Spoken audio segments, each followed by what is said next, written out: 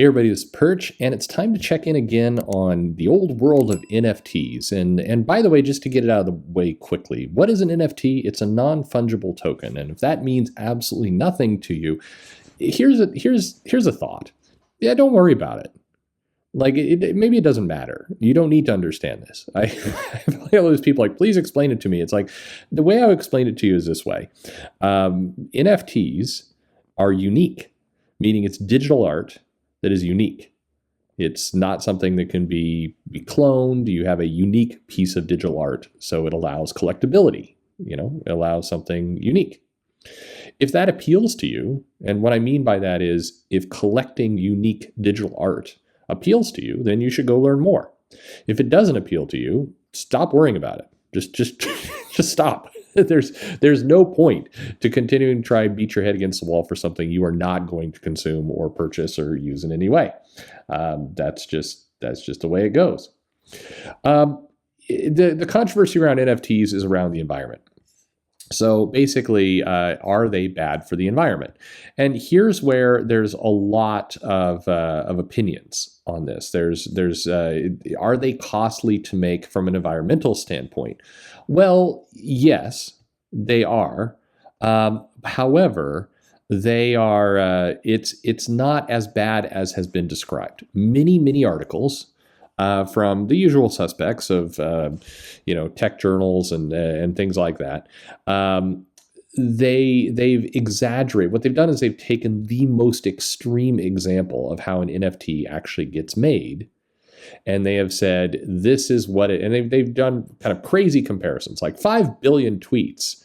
The power it would take, the carbon footprint of 5 billion tweets equals one NFT, and that's ridiculous. And I'm exaggerating a little bit, but so are they. And that's kind of the point.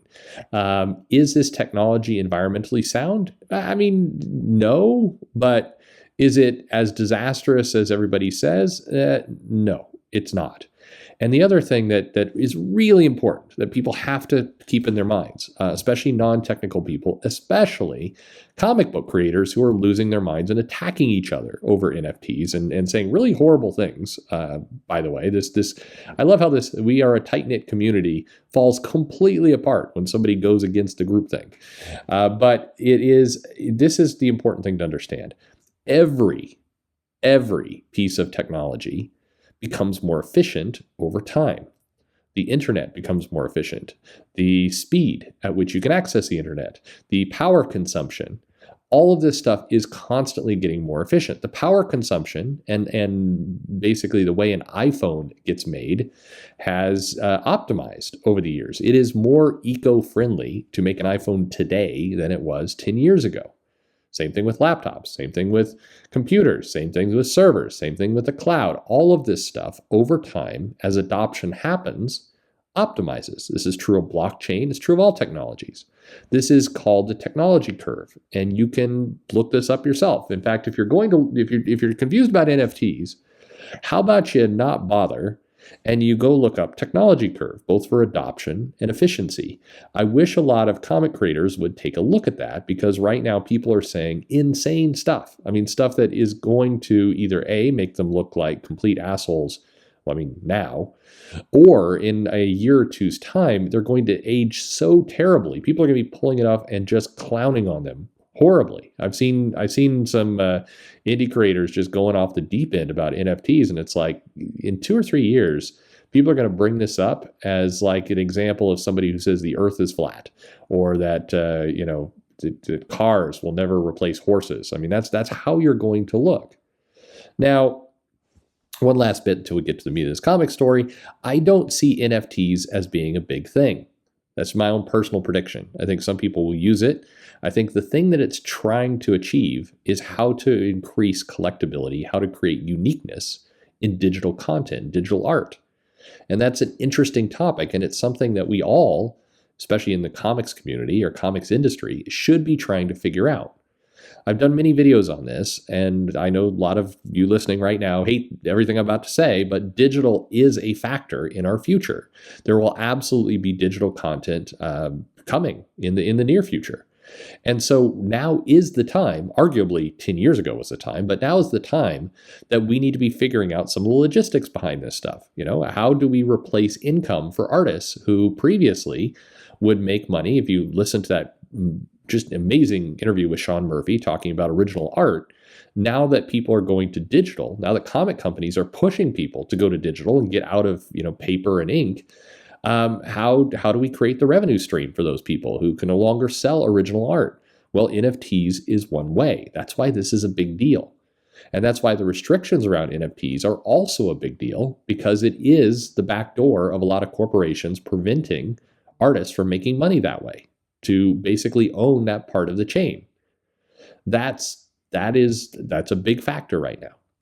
So what is the news on all this? Well, Mike Deodato basically announced, he said he came out in favor of NFTs, but that's not exactly right. What he came out in favor of was being able to create an ecosystem for how to sell digital art, how to create uniqueness, and also ownership.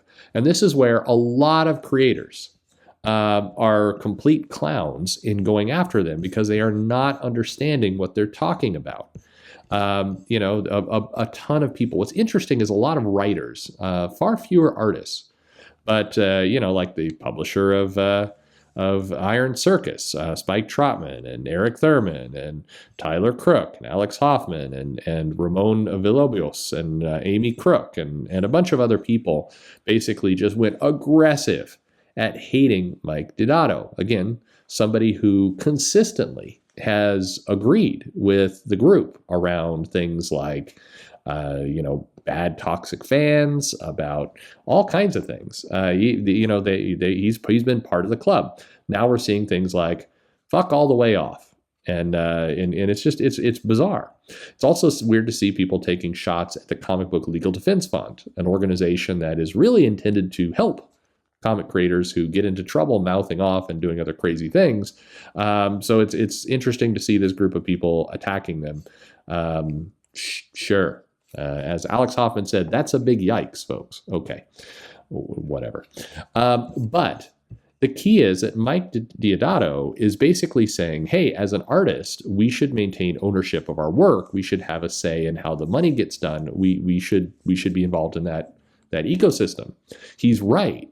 And this is the overarching point. It's getting clouded up with NFTs, but right now the artists that are really aggressively attacking him and going off other people for NFTs are missing the point, which is you want the money for the original art to stay with the artists. That's really important. You do not want Disney and AT&T suddenly starting to put mandates down saying they own all the original art and artists can't make money that way. That would devastate a lot of people's pocketbooks. It would be bad for comics. So NFTs, you may not like the technology. You may think it's environmentally unsound, and you're welcome to it. But make sure that you're thinking about this the right way, which is this is more about artists' rights for that art.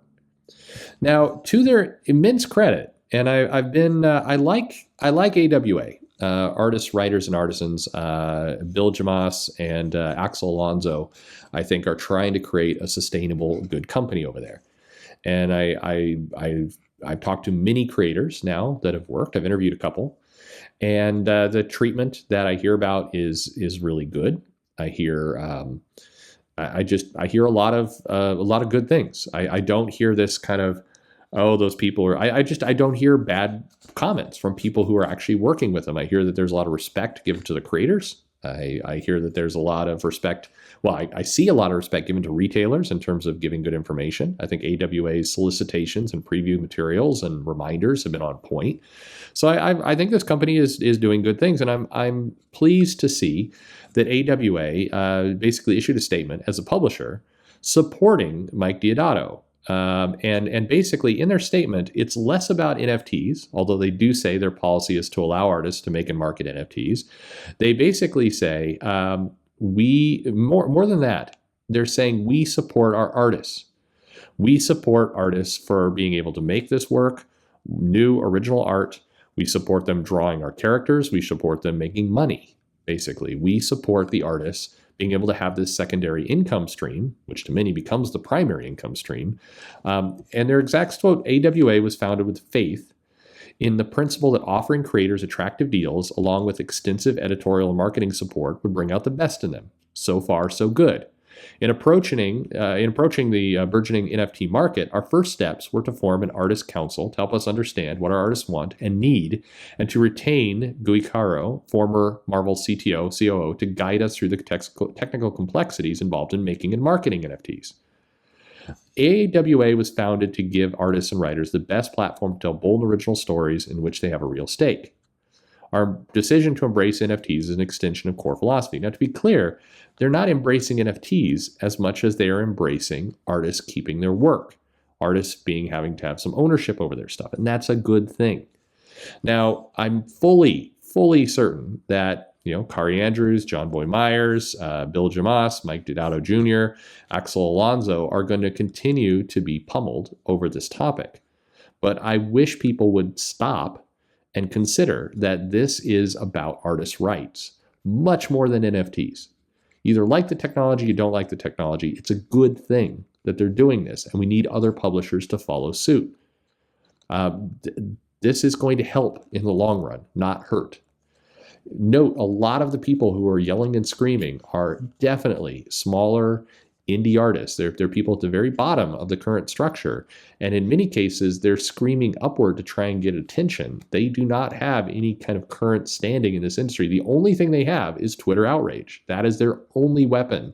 And right now, they're basically peeing in the pool to hurt everyone. And the last thing that any of us should want is this group of kind of, annoying nobodies screaming at the big companies and forcing a result that nobody will like, that will take control away from artists.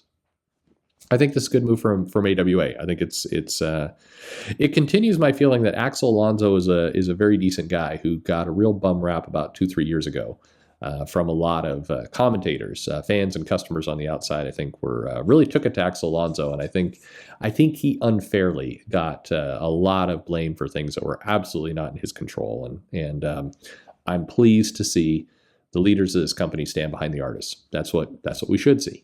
Anyway, you may have questions, so write them below. Let me know what they are. Like and subscribe, and thanks for listening.